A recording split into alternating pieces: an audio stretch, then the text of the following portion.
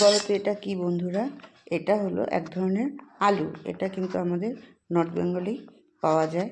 এটা বাদাম শেপের বলে এটাকে আমরা বাদামি আলুও বলে থাকি। তো আলুটা দেখো আমি প্রথমে সেদ্ধ করে নিয়েছি। তারপর কড়াইতে তেল গরম করে জিরে, তেজপাতা, গরম মশলা ফোড়ন দিয়ে আলুটাকে একটু ভাজা ভাজা করে নেব প্রথমে। তারপর এর মধ্যে একটু লবণ আর হলুদ দিয়ে আর একটু ভালো করে ভাজবো।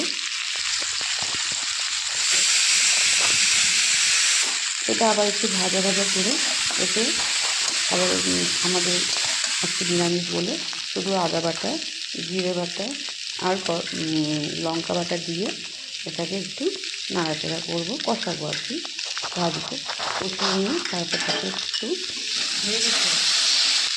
গরম জল দেবো। তাকে কষিয়ে দিচ্ছি বন্ধুরা, দেখছি এই যে গরম জলটা গ্যাস দিলাম, সময় নিতে লাগে। এটা ফুটে আসবে, ফুটে আসলে এতে ঘি, গরম মশলা দিয়ে এই ঘি গরম মশলাটা দেওয়া দেখানো হলো। খেতে কিন্তু বন্ধুরা এটা খুব ভালো লাগে, ওই আলুর থেকে অনেকই সুস্বাদু হয়। তো গরম গরম ভাতের সাথে খেতে খুব ভালো লাগে। তোমরা কে কে আলুটা আগে চিনতে বা চিনতে না কমেন্ট করে অবশ্যই জানিও। টাটা।